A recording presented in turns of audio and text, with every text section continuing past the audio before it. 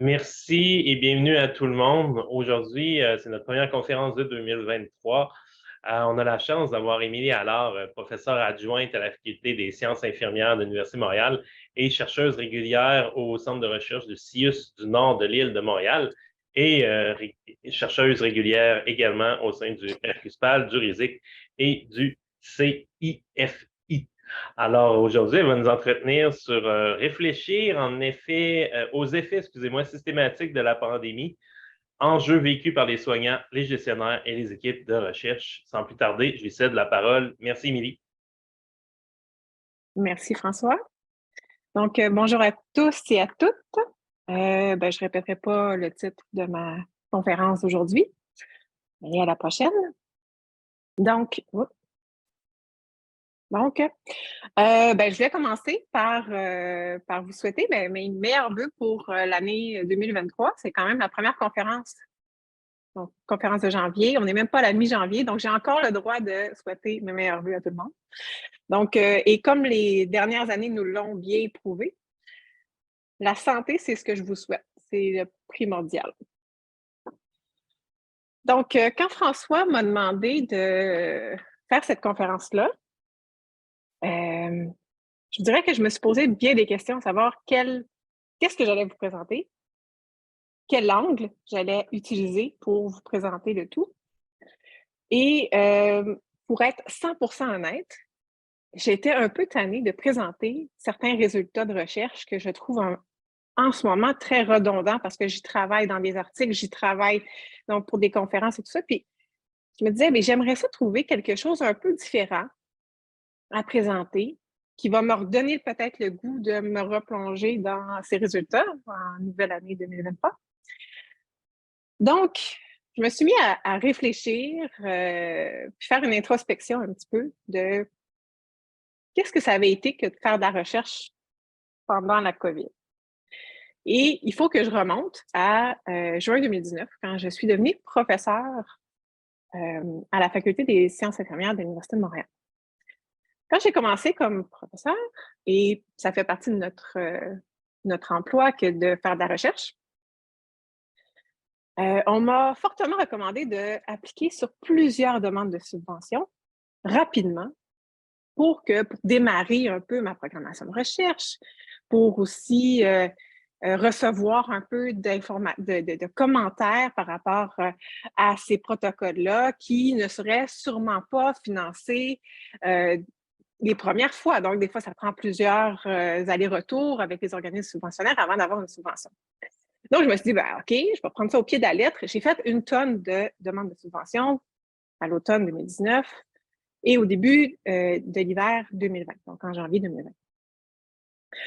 Heureuse nouvelle, j'ai été subventionnée pour au moins 4 subventions début mars 2020. C'est une excellente nouvelle. J'avais un peu la patate parce que, bon, première subvention importante pour une jeune chercheure, ça va bien. Et le 13 mars arrive et là, c'était à peu près ça, ma réaction. Qu'est-ce qui se passe? Comment je vais survivre à tout ça? Ouais. Et pour rajouter de l'huile au feu, qu'est-ce que j'ai fait d'autres demandes de subventions en lien avec la COVID, la fin de vie et tout ça, qui ont été subventionnées également. Et donc, ça fait juste rajouter. Bon, mise en contexte. On sait que la COVID, la pandémie, a eu des impacts sur la carrière professorale, sur la productivité en recherche. Et particulièrement chez les femmes avec des jeunes enfants ou avec les personnes avec des jeunes enfants, ce qui est légèrement mon cas. Par contre, et là, c'est là que ma réflexion s'en va, par contre, de penser que ça a seulement eu un impact sur la carrière professorale, c'est un peu réducteur. C'est-à-dire qu'on isole ou on met de côté certains impacts qui ont eu lieu sur notre santé psychologique, au même titre qu'il y en a eu sur le reste de la société. Donc, pour moi, c'est important de réfléchir aussi à cet aspect-là, le vécu, l'expérience des chercheurs, de l'équipe de recherche en général. Donc, c'est des choses que même si je cherchais à savoir, bon, je suis la seule à vivre ces éléments-là, quand je lis mes entrevues, ça vient me chercher, c'est lourd à travailler. Suis-je la seule? J'ai beau chercher, je retrouve toujours encore des impacts sur la carrière et très peu sur la santé psychologique. Donc, ça m'a questionnée.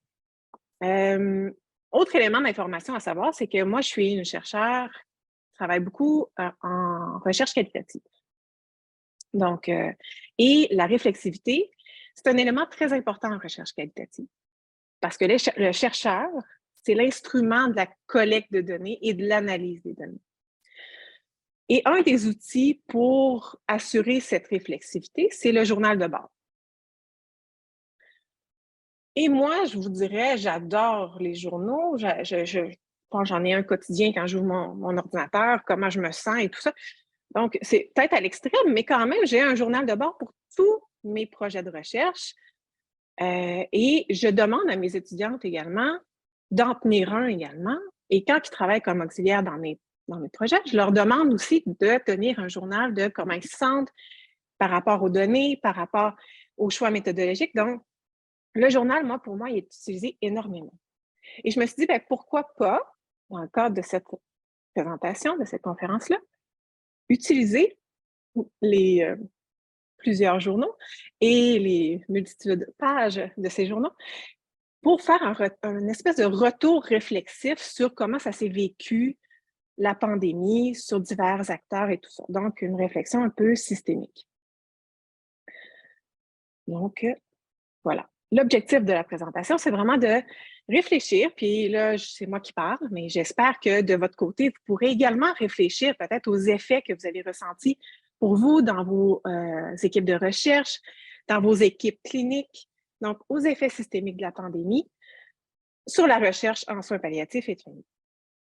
Donc, mon objectif, c'était pas tant de vous présenter une recherche et les résultats de ces recherches-là, parce que donc, si vous avez été à certaines autres conférences du réseau, ben, j'en ai présenté.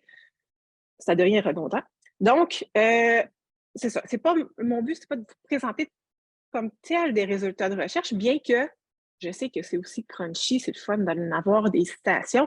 J'en ai mis de certains projets de recherche. Donc, voilà. Mais c'est vraiment issu des journaux, des réflexions, des discussions que j'ai eues avec les équipes de recherche, avec les entrevues et tout ça.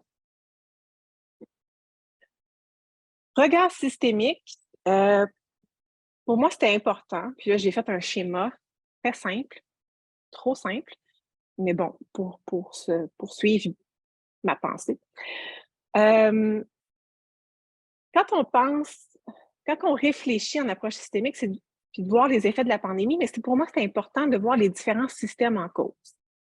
Une approche qui permette de voir un peu le phénomène comme étant plus complexe, en incluant les acteurs du système de santé, les personnes soignées, leurs proches, les soignants, les gestionnaires, leurs interactions entre eux, mais également avec l'environnement et le système.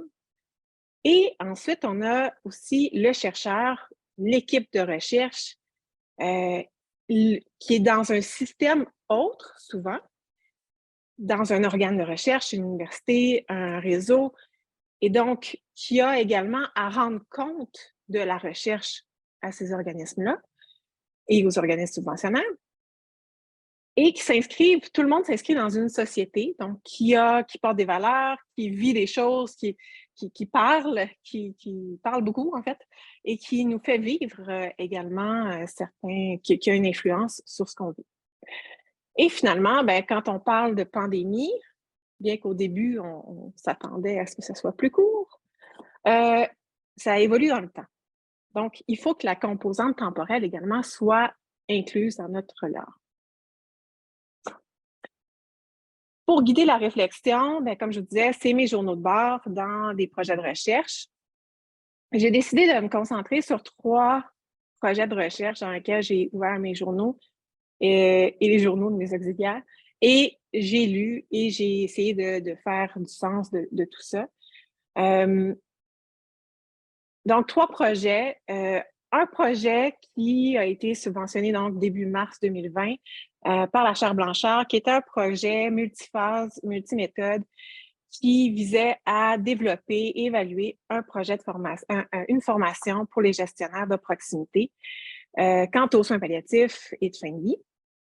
Et donc, ce projet-là a été financé comme 5-6 mars 2020. Et par la suite, ben là, on est encore dans la phase, au début de la phase 2, donc sur 3. Donc, vous voyez comment ça a pris du temps, puis j'en reparlerai tantôt.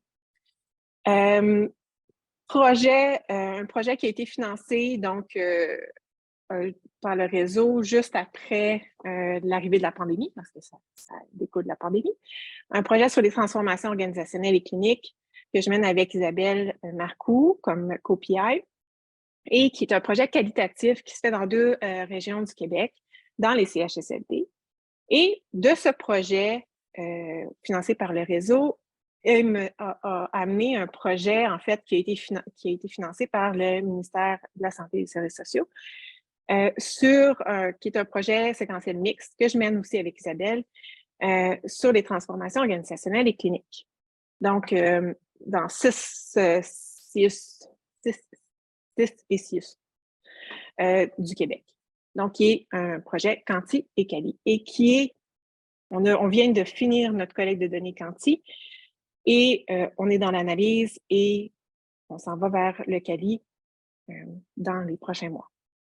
Donc, et j'ai d'autres projets et j'ai ouvert les autres projets et c'est des projets des fois de synthèse de connaissances qui, oui, ont eu des impacts sur la pandémie, surtout sur le temps qui a été réalisé, le projet et tout ça, mais dont les données étaient moins influencées, je vous dirais, par la pandémie. Donc, je les mets dans le background dans ma tête, mais ce n'est pas ceux-là qui ont guidé ma réflexion actuelle. Donc, au niveau de la variable temporelle, ben c'est sûr que la pandémie a évolué en vagues, hein, on l'a bien vu dans les dernières années. Les 2 premières vagues ont été rapportées tant par les gens qu'on a rencontrés en entrevue que par les équipes de recherche. Les 2 premières sont les plus difficiles. Plus difficiles parce que on était face à l'inconnu. Pour soi, pour les autres, sur comment est-ce qu'on devrait réagir, intervenir. Et donc, on a appris beaucoup de ces 2 premières vagues-là, mais ont été très difficiles et c'est là qu'il y a eu le plus de grand nombre de décès. Les CHSLD ont été beaucoup impactés. Donc, 2 premières vagues très difficiles. Les vagues subséquentes ont été nommées comme étant « on s'attend au pire » parce que vu qu'on vient de connaître 2 grosses vagues, qu'est-ce qui s'en vient? Fait que là, c'était un peu l'anticipation de l'avenir. Et on tente de sortir la tête de l'eau. Il y en a qui nous donnaient comme des images. Je suis au fin fond de l'océan, puis là, il faut que je sorte. Puis, j'arrive pas à savoir c'est où il faut que j'aille. Donc, il y a vraiment des aspects de... On sait qu'on s'est enseveli, mais là, il faut qu'on ressorte, puis on ne sait pas comment faire. Il y a une gestionnaire, justement, qui nous disait, on l'a rencontré à la fin de la 2e vague, on s'en allait voir poindre une 3e. Là. On entendait parler dans les médias. Donc, on commence à voir les effets de la pandémie parce quand on était dedans, les gens étaient là. Donc, elle disait qu'elle ne manquait pas de personnel ou elle manquait peu de personnel dans les premières vagues parce que tout le monde était là. Les images de guerre sont souvent rapportées dans les entrevues. Donc, prêt au combat. Après la 2e vague, elle a perdu une chef qui est partie en maladie. Il y a eu des départs de maladie. La détresse a commencé à s'installer parce que ça ne finira pas, cette histoire. Et elle dit encore aujourd'hui, on en voit les effets. Il y a des endroits où les gestionnaires quittent, ça ne prend pas grand-chose, ça saute, puis on sent que le ministère veut remettre le bateau sur les rails, plus un train sur les rails, en tout cas. Puis c'est correct. On a un service à la clientèle à offrir, mais l'épuisement est là. Les gens n'ont pas été capables de récupérer et il faut que ça reparte, donc puis probablement qu'il va y avoir une troisième vague. Donc, elle anticipait déjà, elle voyait la fatigue, et ce qui serait vraiment intéressant, c'est de revoir cette gestionnaire-là, puis de dire, au terme de, là, on est rendu à, je ne sais plus combien de vagues, 7, 8, comment est-ce qu'on a vécu ça, finalement? Parce que là, elle anticipait les prochaines, et là, de revoir, ça serait super intéressant. Donc, la pandémie a aussi eu des effets sur le processus de recherche. Et là, vraiment sur la façon de mener la recherche. Il y a eu, bien entendu, des arrêts. Là. Moi, la plupart de mes projets initiaux qui demandaient des comités d'éthique, en fait, non. Tant que ça ne portait pas sur la pandémie, c'était un no-go. Ralentissement énorme du processus de recherche. Des allers-retours constants avec l'éthique et les processus de convenance. Je vous montrerai une image par la suite qui en dit long. Changement au protocole, des changements qui, entre autres parce que nos méthodes de collecte et de recrutement ont dû passer en virtuel, donc comme tout le monde, mais aussi des demandes des milieux cliniques dans la réalisation de la recherche. Donc, pour que les projets de recherche répondent à leurs besoins immédiats, ils exigeaient parfois des demandes de modification au protocole. Donc, ce qui est un peu différent, habituellement, on arrive avec nos protocoles qu'on a discutés avec les milieux cliniques. Là, c'était un milieu clinique qui venait nous, on ne peut pas accepter votre projet, voici comment on pourrait l'accepter. Inaccessibilité aux milieux et aux personnes soignées. Moi, j'avais des projets où je voulais rencontrer des personnes en fin de vie ou des personnes hospitalisées.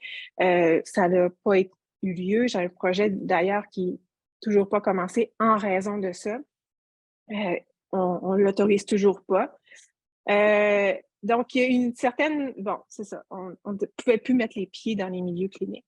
Disponibilité des soignants et des gestionnaires durant la pandémie. Je veux dire, il y avait d'autres chats à fouetter. Il y a eu aussi cette fatigue et cet épuisement qu'on ressent encore, qu'on entend encore beaucoup chez les cliniciens. Il y a une culture du silence qui a également eu un impact sur la recherche. J'ai eu plusieurs soignants, moi, qui m'ont dit « Je ne peux pas parler de ce qui s'est passé pendant la pandémie. Il y a un mot d'ordre de ne pas sortir certaines informations. » Donc, il y a quand même quelque chose qui est de l'ordre de la culture du silence qui s'est instaurée. Et il y avait une certaine inéquité ou une disparité peut-être dans la participation à la recherche selon si on est un soignant ou un gestionnaire.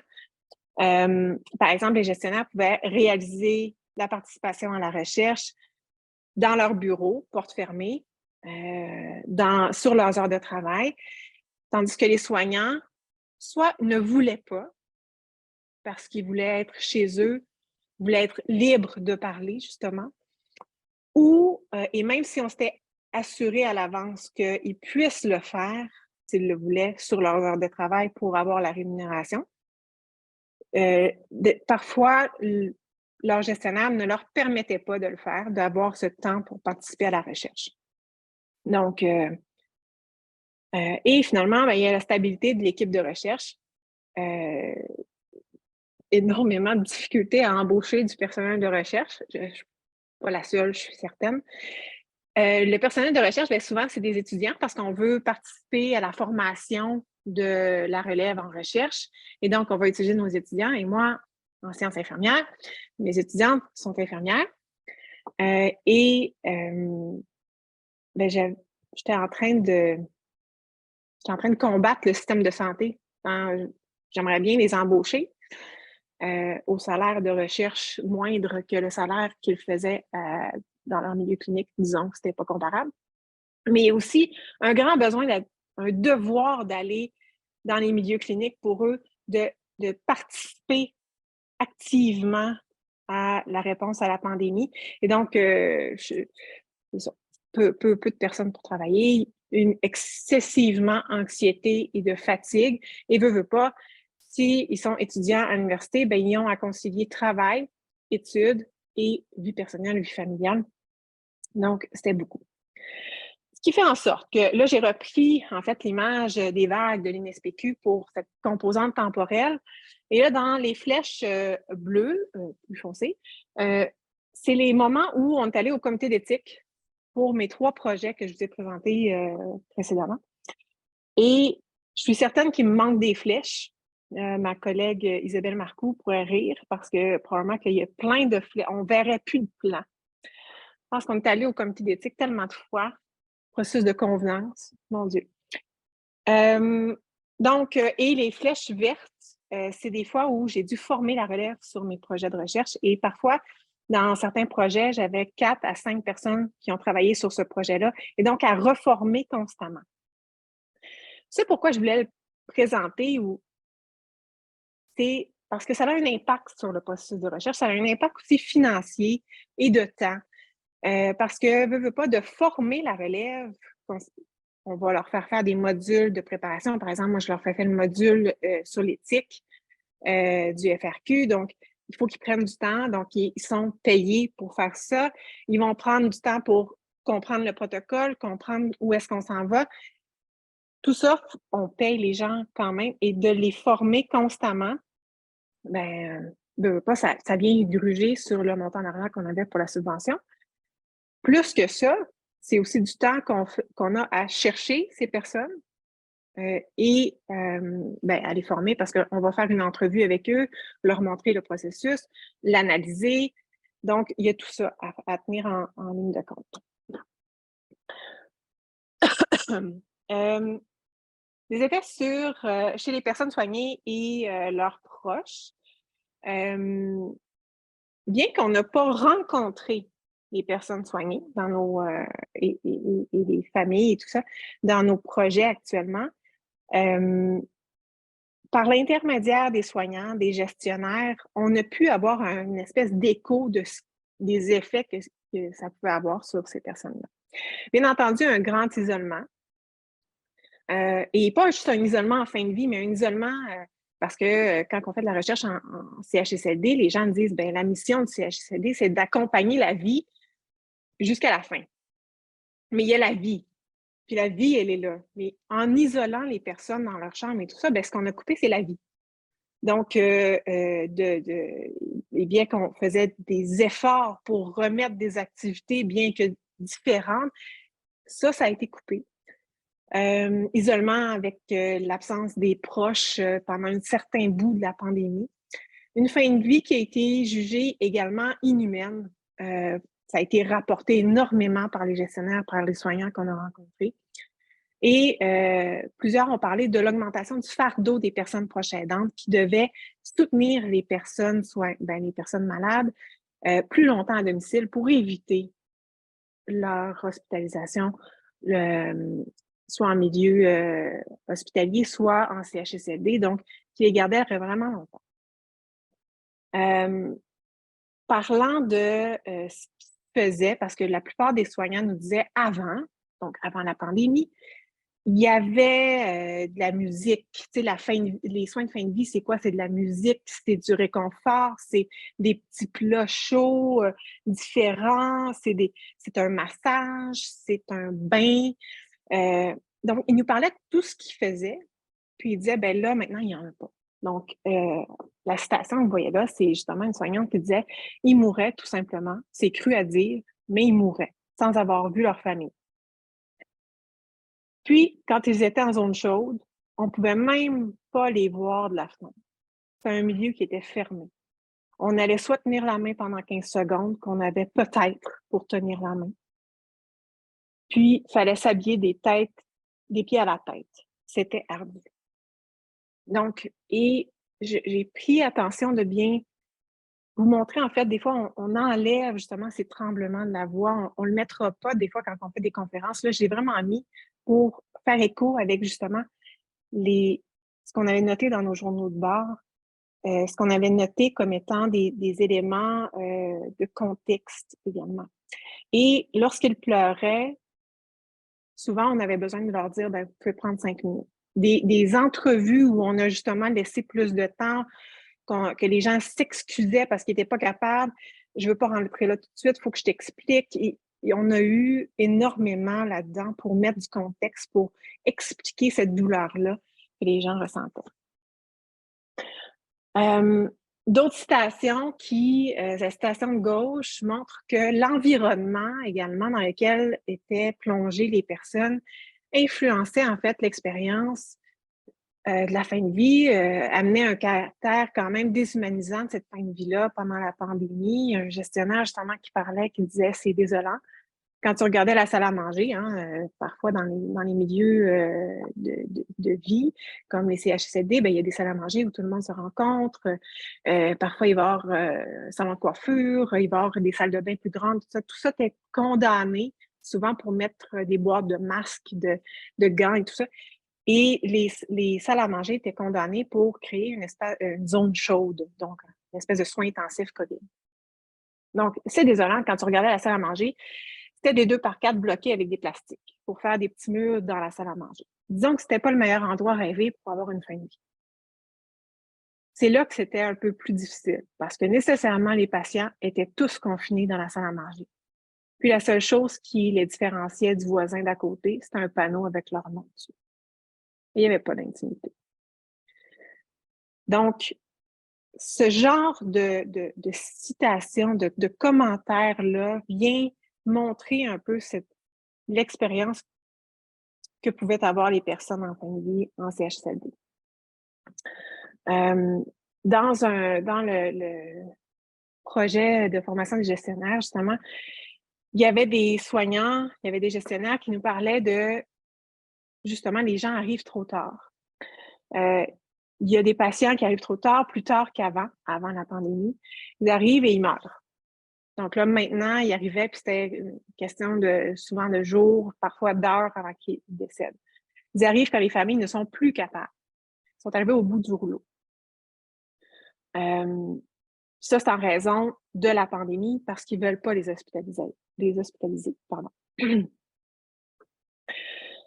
Les effets chez les soignants, comme à peu près tout le monde, il y avait de l'anxiété par rapport au virus. Ce qui a été marquant aussi pour nous, c'était d'entendre que plusieurs avaient fait, c'était créé, c'était soit emprunté un appartement, avaient loué un appartement, c'était construit une espèce de bunker dans la maison où ils étaient les seuls et ils s'isolaient de leurs proches pour éviter de les contaminer également. C'était toujours des moments très, très chargés d'émotions quand ils nous parlaient de ça, parce qu'il y en a qui disaient, ça fait des mois que j'ai pas vu mes enfants, mes petits-enfants, parce que je veux pas les contaminer, parce que je veux pas risquer d'être celle qui va amener quelque chose. Donc, ils s'isolaient, ce qui rajoute en fait au poids de la pandémie. Ils nous ont beaucoup parlé d'une quête de sens. Donc, ils se questionnent, c'est quoi finalement soigner? Parce qu'il y en a plusieurs qui avaient des années d'expérience et ils se disaient, je sais c'est quoi soigner, je sais c'est quoi accompagner, c'est pas ce que je fais en ce moment pendant la pandémie. C'est quelque chose de différent.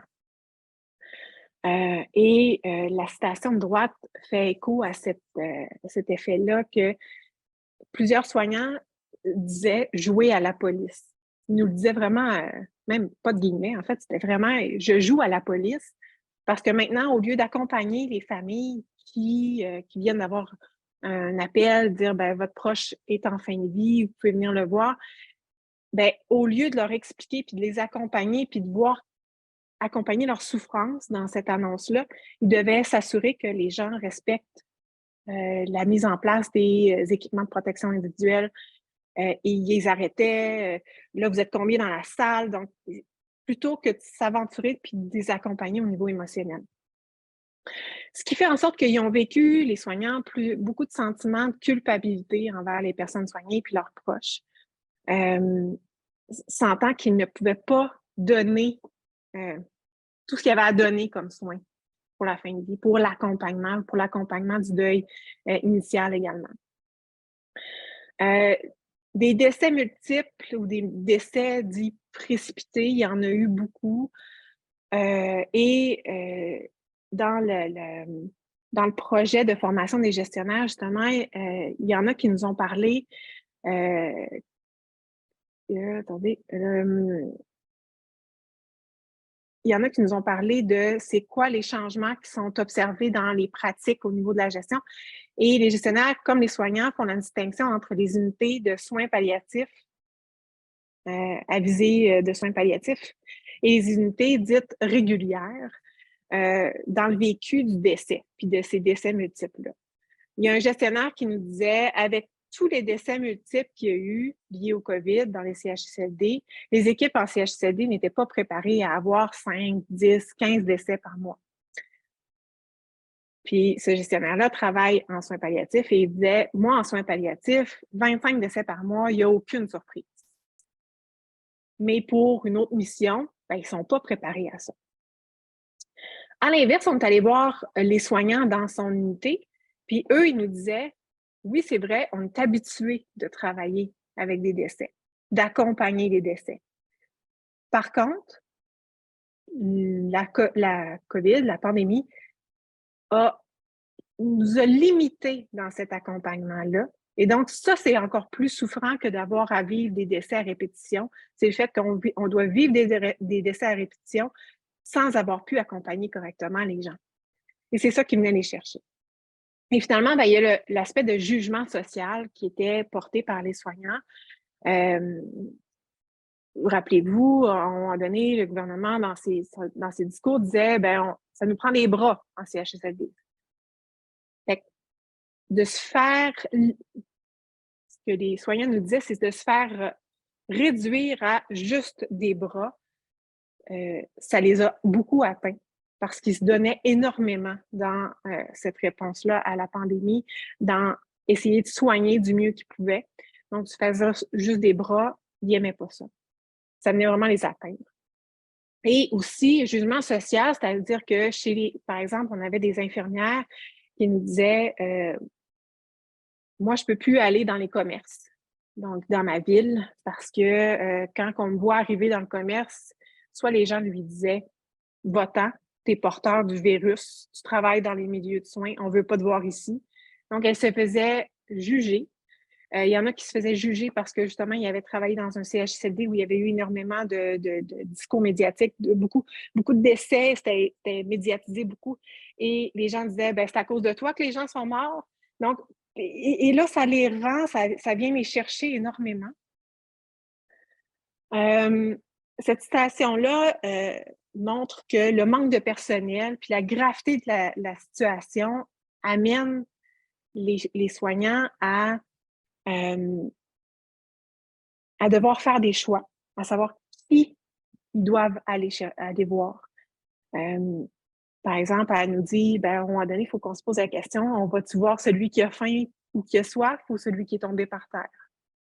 Donc, et il y a une autre soignante qui nous disait qu'elle était confrontée, elle, à devoir prendre le temps de s'habiller, donc avec les équipements de protection individuelle, avant d'aller intervenir en urgence auprès d'un patient. Elle dit, c'est pas normal que j'aie à faire ça. Je vais juste voir l'heure.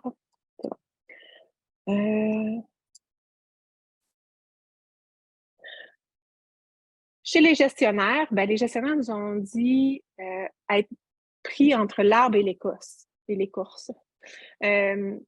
Souvent, entre la tension entre ce qui est dit au niveau gouvernemental, ce qui est rapporté, ce qui est descendu au CIUS ou au CIS ou au CIUS, et ce qui est descendu après ça aux gestionnaires, et ce que les gestionnaires doivent dire à leurs équipes, alors que leurs équipes ont des besoins différents, mais qui ne peuvent pas être parfois remontés.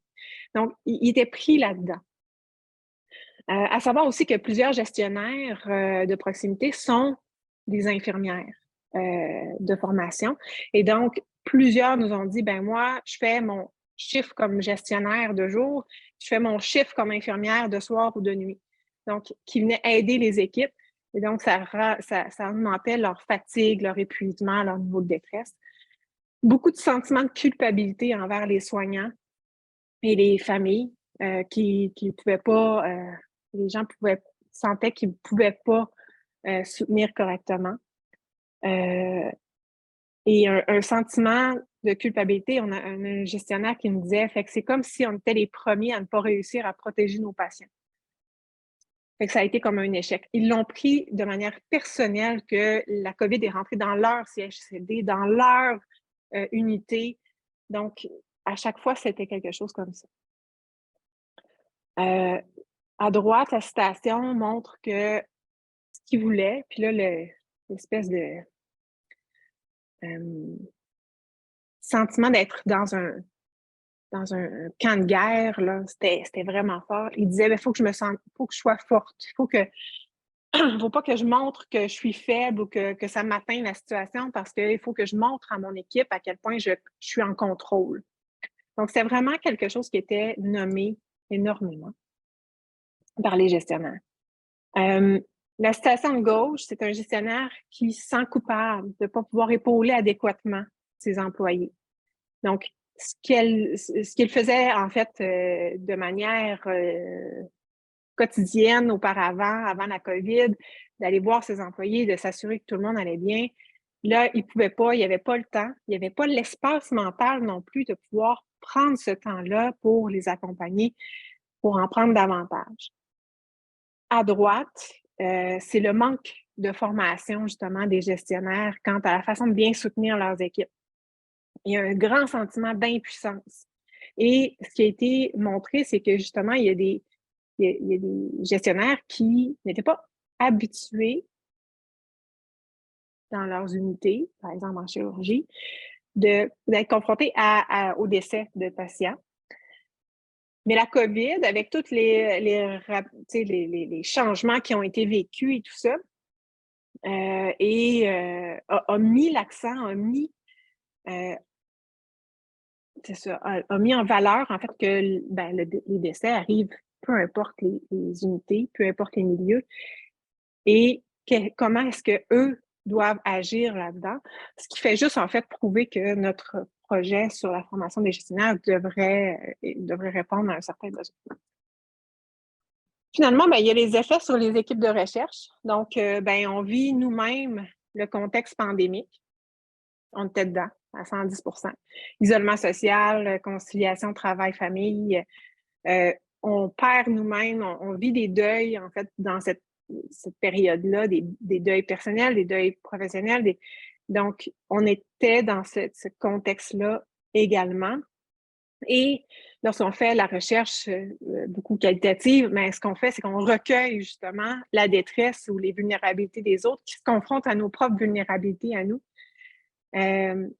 Donc, c'est pas tellement éloigné de faire de la recherche en soins palliatifs en fin de vie, où on reçoit justement ces souffrances-là, les détresses et tout ça des gens. Ça nous confronte à notre propre mortalité. Bien, c'est la même chose, mais là, on le vit, on est activement les deux pieds dans la pandémie, puis on reçoit toute cette détresse-là, donc il y avait comme une accumulation. Le temps allongé de la recherche, donc ça prend du temps de faire la recherche, ça prend plus de temps en temps de pandémie. Et moi, ce que ça m'a montré, c'est aussi les responsabilités du PI par rapport au soutien des équipes.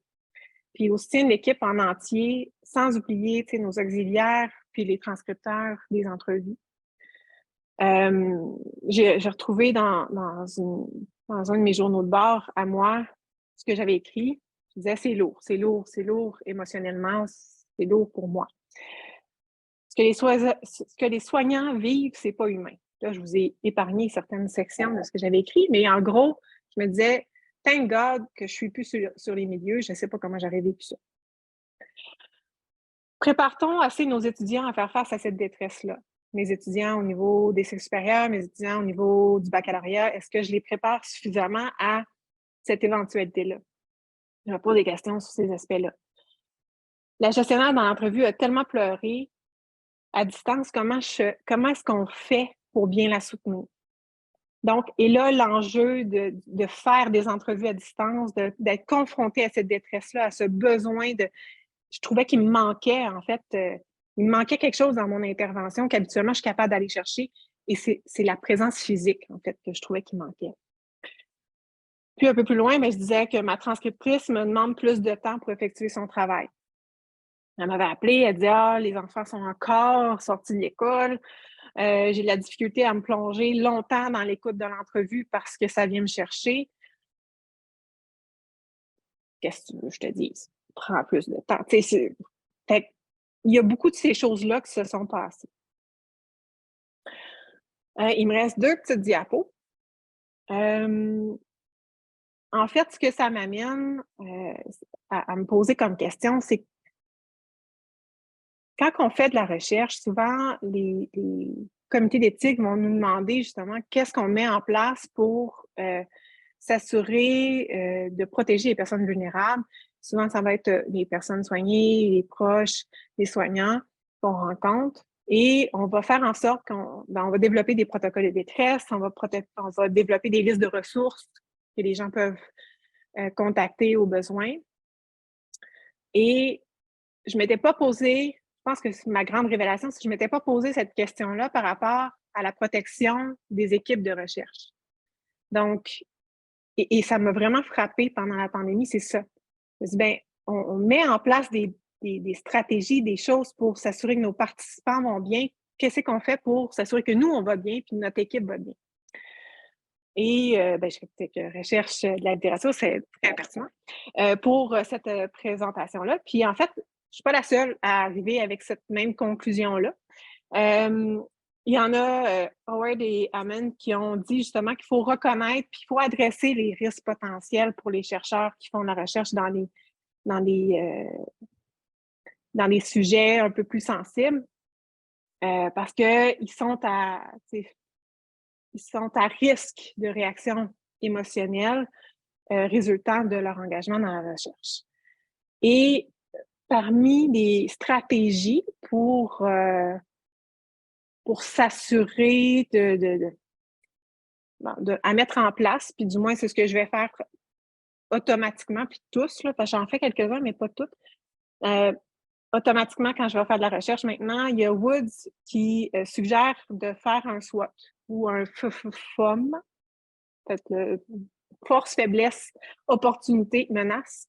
En fait, de se faire une analyse avant de faire la recherche de quelles sont mes forces, quelles sont mes faiblesses, quelles sont les opportunités que je vais avoir dans cette recherche-là, puis quelles sont, dans le fond, mes menaces, pour identifier un peu où est-ce que pourraient être mes limites en tant que chercheur dans le processus de la recherche.